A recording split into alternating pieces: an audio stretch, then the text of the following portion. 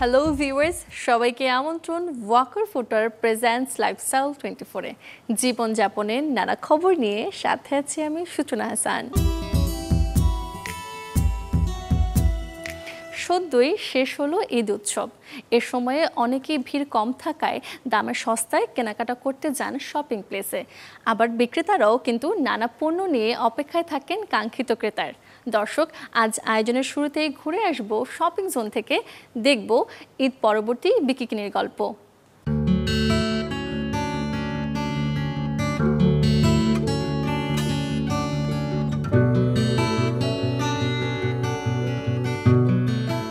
কোরবানি ঈদের সপ্তাহ 2 বাদের চিত্র এটি। রাজধানীর রাপা প্লাজায় ঘণ্টা 2 ঘুরেও দেখা মিলল না কোনো ক্রেতার। গেল কোরবানির ঈদে বেচা বিক্রিতে প্রত্যাশা পূরণ হয়নি বিক্রেতাদের, হোক সেটা পোশাক কিংবা জুতো অথবা ব্যাগ জুয়েলারি। ঈদ পরবর্তী ক্রেতা শূন্যতায় যেন হতাশা ভর করেছে দোকানীদের মধ্যে।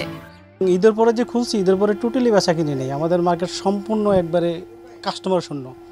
যে এত বেচা কিনে খারাপ হবে, কেন খারাপ হইতেছে এটা আমরা বুঝতে পারতেছি না। বেচা বিক্রি বলতে কোরবানি ঈদের আগে থেকেই খুব খারাপ যাচ্ছে, আর চারিদিকে যে পরিস্থিতি সেই হিসেবে দেখা যাচ্ছে যে মার্কেটের দিকে কোনো কাস্টমারই নেই।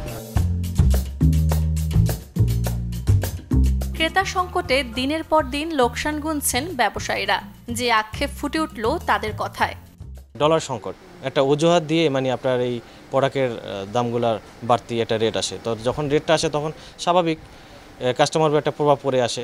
আমরা যখন ইনপুট করি বা আমরা যে বাইরের থেকে মালগুলো আনতেছি, ডবল ট্যাক্স দিয়ে আনতেছি এবং একটা প্রোডাক্টের উপরে 3টা আপনার ট্যাক্স দিতে হয়।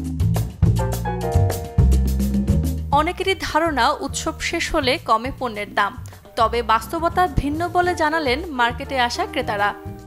আমার তো মনে হয় না কম রাখতেছে, প্রত্যেকটা দাম থেকে হয়তো 10-20 টাকা কম রাখা হচ্ছে, খুব একটা কম রাখা হচ্ছে না। আমার কাছে কিন্তু দাম কম মনে হয় নাই, যেমন ওয়ান পিসের দাম টু মাচ কমে পাওয়া যায় কিনা এই জন্যই ঢোকা। তা দেখলাম যে ওয়ান পিসগুলিও দাম বেশি বা অ্যাপ্লিকেট ড্রেসগুলি এগুলিতেও দাম একটু বেশি মনে হলো, এই জন্য আর চলে যাচ্ছে।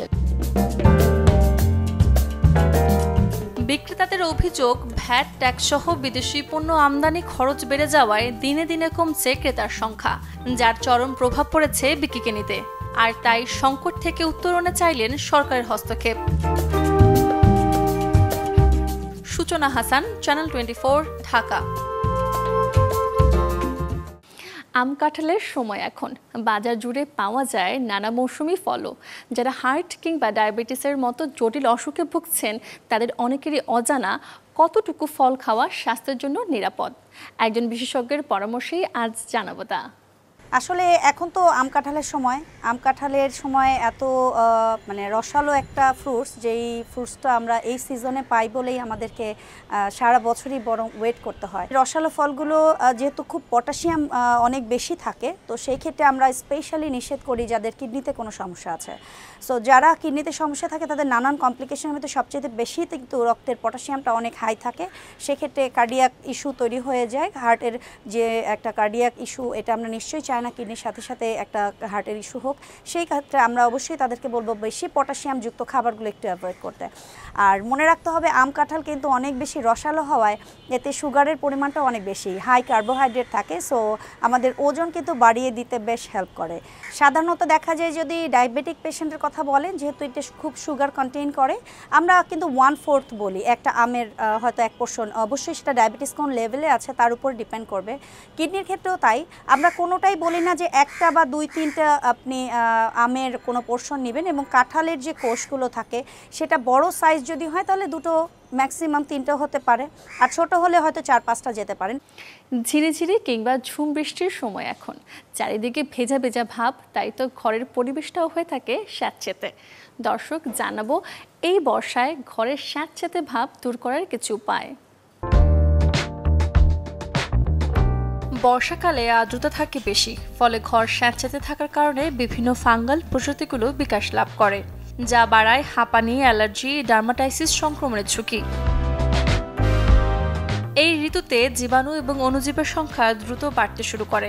এর প্রধান কারণ হলো থার্মাল ইনসুলেন না হওয়া, পরিষ্কার পরিচ্ছন্নতার অভাব, ঘরে সূর্যের আলো এবং হাওয়া ঠিকভাবে প্রবেশ না করা।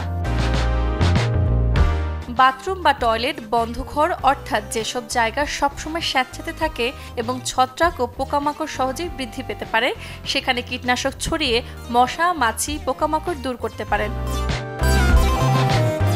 ঘরে সূর্যের আলো প্রবেশ করতে দিন। বাড়ির দরজা জানালা অল্প সময় হলেও খোলা রাখুন। সপ্তাহে অন্তত একদিন রান্নাঘরটি জীবাণুনাশক দিয়ে পরিষ্কার করুন। লবঙ্গ এবং দারুচিনি পানিতে প্রায় আধা ঘন্টা ভিজিয়ে রাখুন। এরপর এই পানি ফুটিয়ে এটি রুম ফ্রেশনার হিসেবে ব্যবহার করুন। রান্নাঘর এবং বাথরুম যেখানে সবচেয়ে বেশি পানি ব্যবহৃত হয় এবং সূর্যের আলো সঠিকভাবে পৌঁছতে পারে না এমন জায়গাগুলো শুকনো রাখার চেষ্টা করুন। বাথরুমের টাইলসের ফাঁকে ফাঁকে ময়লা লেগে থাকলে তা ভালোভাবে পরিষ্কার করা অবশ্যই জরুরি।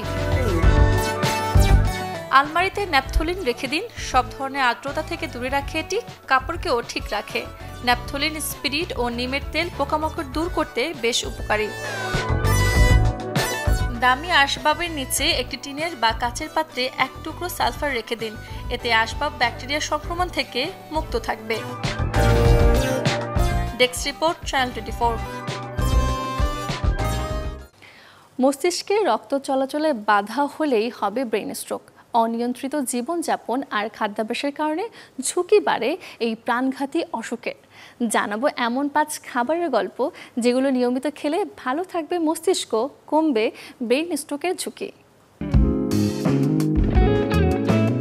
ব্রেইন স্ট্রোক বা মস্তিষ্কের রক্তবাহী নালীর দুর্ঘটনা, যেটাই বলি না কেন এই সমস্যায় অকালেই ঝরে যাচ্ছে অনেক প্রাণ। তবে শুধুই কি দুশ্চিন্তা কিংবা খামখেয়ালি জীবনযাপনে হচ্ছে ব্রেইন স্ট্রোক, নাকি এর পেছনেও আছে খাদ্যাভ্যাস? ধূমপান, অস্বাস্থ্যকর খাবার গ্রহণ, ফাস্টফুডে আসক্তি, নানা কিছু ডেকে আনছে এই বিপদ।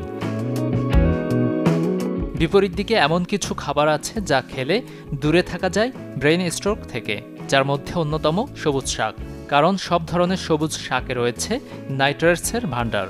এই উপাদান শরীরে প্রবেশ করে নাইট্রিক অক্সাইডে পরিণত হয়, যা কিনা ব্লাড প্রেশার নিয়ন্ত্রণের পাশাপাশি স্বাভাবিক রক্ত প্রবাহে সাহায্য করে, যার ফলে দূরে থাকে স্ট্রোকের মতো সমস্যা। ওয়ালনাট বা আখরোট খেয়েও মুক্ত থাকতে পারবেন ব্রেইন স্ট্রোকের ঝুঁকি থেকে। এতে থাকে আলফা লিনোলেনিক অ্যাসিড, যা কিনা ওমেগা 3 ফ্যাটি অ্যাসিডের একটি বিশেষ ভাগ। এটি প্রদাহ প্রশমিত করে, ব্লাড ফ্লো বাড়ায়, বসে রাখে রক্তচাপ। কমলালেবু, বাতাবি লেবু, শরবতী লেবুর মতো সাইট্রাস ফল রাখতে পারেন নিয়মিত খাদ্য তালিকায়। এসব ফলে রয়েছে ভিটামিন সি, ফোলেট, পটাশিয়াম ও অ্যান্টিঅক্সিডেন্ট ভাণ্ডার, যার ফলে যে কোনো ধরনের লেবু খেলে স্ট্রোকে আক্রান্ত হওয়ার ঝুঁকি এক ধাক্কায় অনেকটাই কমে যায়। স্ট্রোকের মতো জটিল অসুখের থেকে দূরত্ব বজায় রাখতে চাইলে নিয়মিত খান স্যালমন, টুনা, ম্যাকারেলের মতো মাছ। এসব মাছে রয়েছে ওমেগা 3 ফ্যাটি অ্যাসিডের ভাণ্ডার। এই উপাদান ব্লাড ফ্লো স্বাভাবিক রাখতে সাহায্য করে। নিয়মিত দই খেলেও দূরে থাকা যায় স্ট্রোকের মতো ভয়ঙ্কর অসুখ থেকে। বিশেষজ্ঞদের মতে দইতে আছে ক্যালসিয়াম, পটাশিয়াম ও প্রোবায়োটিক্স গুণ, যা স্ট্রোকের মতো কার্ডিওভাস্কুলার ডিজিজে আক্রান্ত হওয়ার আশঙ্কা কমায়।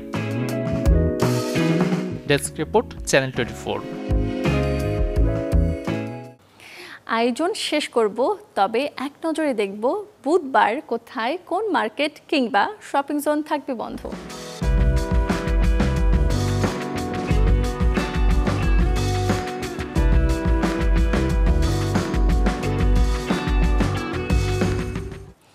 এই ছিল ওয়াকার ফুটওয়্যার প্রেজেন্টস লাইফস্টাইল 24 এর আজকের আয়োজন। জীবনযাপনের নানা খবরের সাথে দেখা হবে আগামীকাল। সে পর্যন্ত সবাই ভালো থাকুন, সুস্থ থাকুন, অবশ্যই চোখ রাখুন চ্যানেল 24 এর পর্দায়।